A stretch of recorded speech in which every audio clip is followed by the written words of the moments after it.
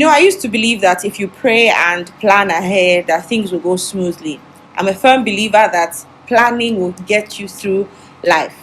Hi everyone, my name is Ladi Olabi and I make videos from the city of Abeokuta, Ogun State, Nigeria.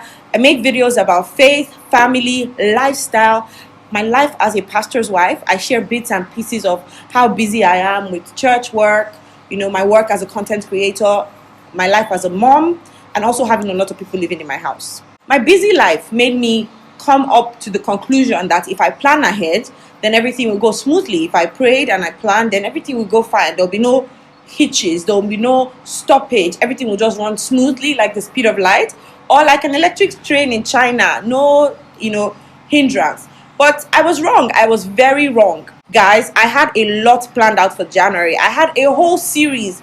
If you saw from how I made the videos, Faith Friday videos for December, I have a vlog. I'm going to link that vlog below, where I even showed you the day where we filmed all the episodes in December. And I was planning that January is going to be a blast. The vlogs are going to be on 100 and all of that. But all of those dreams and plans just came tumbling down when I burnt out. I had this series called Hunger that I was supposed to do in January for all 5 Fridays in January. But how do you get to talk about hunger when you yourself are not hungry? I was not motivated, I was not inspired, and I had no motivation at all to talk about what I wasn't practicing. I got burnt out, and that was because December was a really busy time for us. For the old subscribers, you guys know that we raised money to donate 100 Christmas care packages to 100 families. Care packages including 5 kg rice, vegetable oil, some seasoning, tomato paste, and live chicken. Guys, maybe if I had an idea how stressful that was going to be, I might have not done it, but God had plans for these families, and who am I? But you guys were able to do above and beyond, and I thank you all so much, because we were able to do 126 families. On Christmas Day, we were doing the second distribution and the deliveries, and I was in the village with my husband giving out care packages. My daughter was home, although we came back later to see her on Christmas Day, but my family was even deprived the joy and privacy of spending and celebrating Christmas together because I was busy. After that, I became really sick, and I was sick into the new year. Can you imagine, like, who gets sick into the new year? And all of that drive and motivation and inspiration, all of that just shut off, just like the lights went out.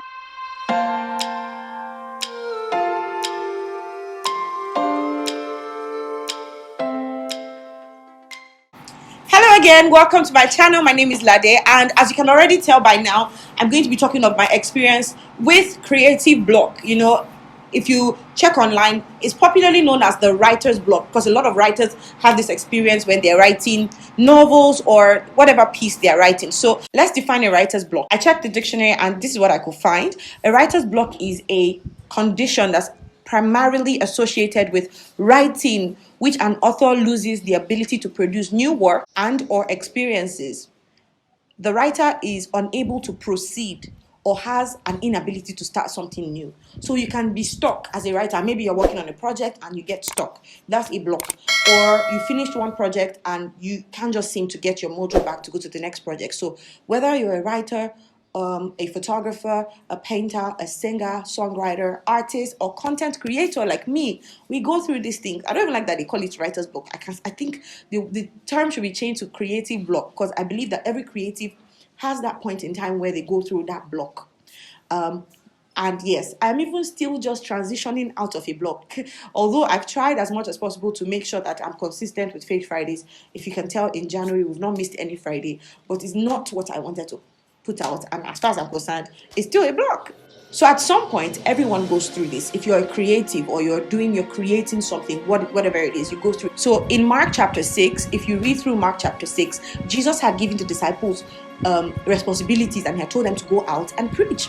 And he even paired them and he said, go out and preach. If you move later on in that same book of Mark chapter 6, from verse 14 to verse 29 of that same book, you'll find out that John the Baptist was beheaded.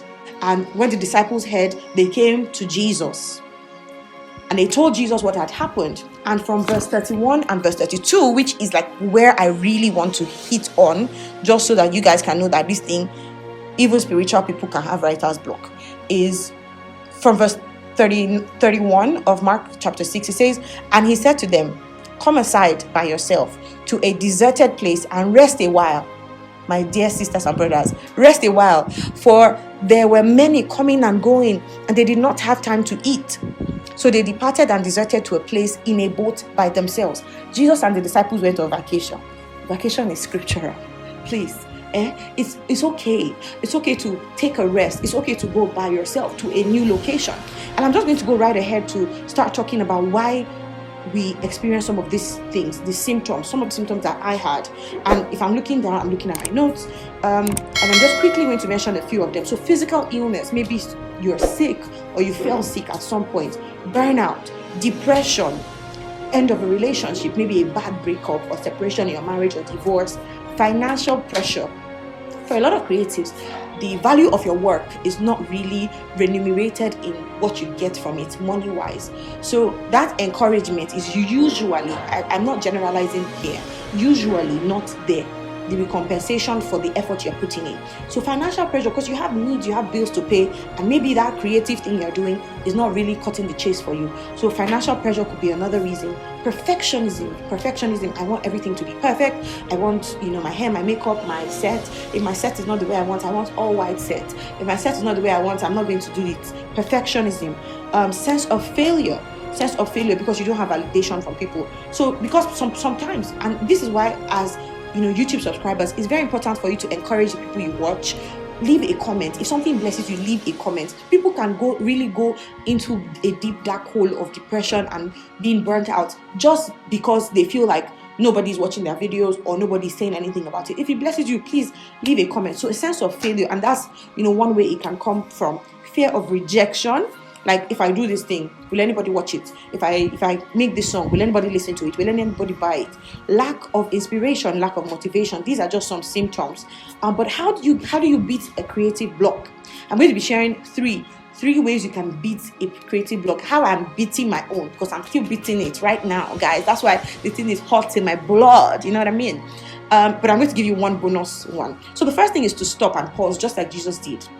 Stop and pause by yourself. Go to a deserted place, just like Jesus told the disciples, come outside and rest. The second thing is to change how and where you brainstorm. Where do you usually get inspiration from? Sometimes, once in a while, PG and I will just change the arrangement of our room, like where your bed is, where your couch is, where the chair is. Just switch things up a little bit.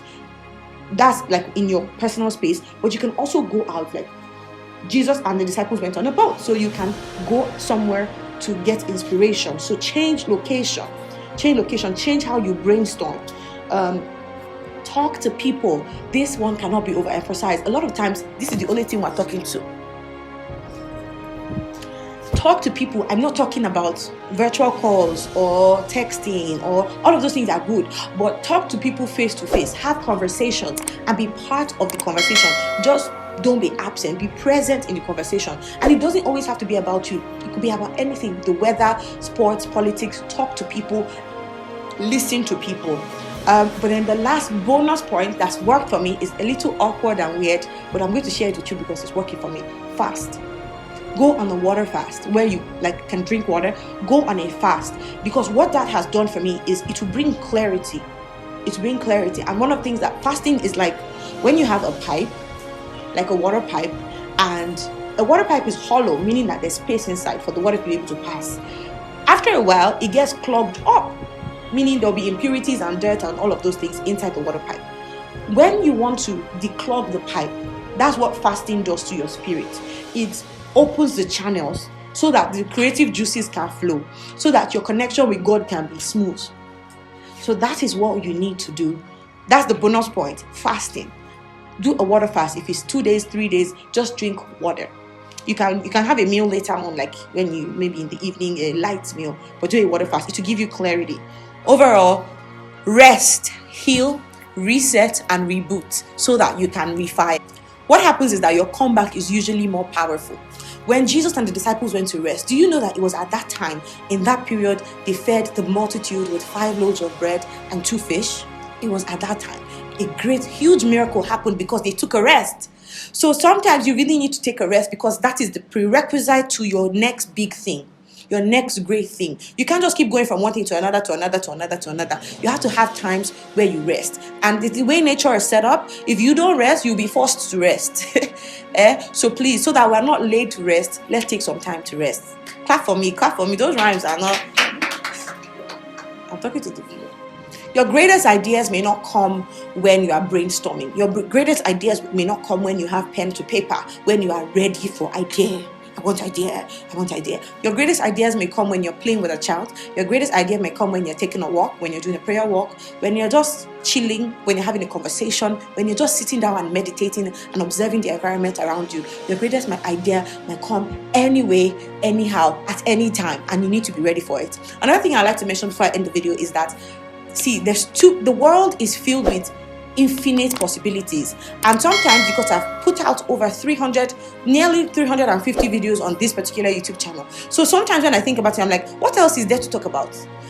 If I think about finance, I think I've talked about it a little bit. Think about marriage, I've talked about it a little bit, and I start thinking, what else? But really, you shouldn't even dare say that, because God has given you a sound mind and the spirit and the ability of His creative power, and you have that power to create, and you have not even started to scratch the surface of what you can do. So stop thinking that you have done it all, or something. If you have done it all, there's another way that you can do it, that nobody else has done it. So please, I want you to erase that from your mind. And if you're a creator, you're creative, whatever genre of creativity, and you're watching this right now, I'm going to be in the comments, because like I said, we're still beating this thing together, and I want you to share with me, have you ever had a block, and how did you deal with it? I know that other people who are watching would love to read the comments as well, so I will be in the comments, and I'll be so glad to read what you have to share with us. If this has blessed you, and you know a creative that needs to hear this, please share it with them. Share it on all your social media platforms. My name is Lade Olabi on Instagram, on Twitter, on Facebook, and on YouTube. So you can tag me when you share this, so that I can also repost and reshare. But this is all I have on today's episode of Faith Friday. Don't worry. Like I said, when you rest, you come back to refire. We're coming back real big in February, and I'm really excited for the projects we have lined up. Guys, can you imagine that we've not put out any vlog in this January? Vlog that I love.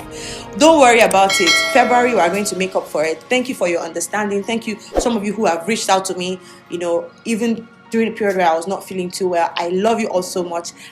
This is all I have on today's episode. Until next time, don't forget to be the best version of you. Bye.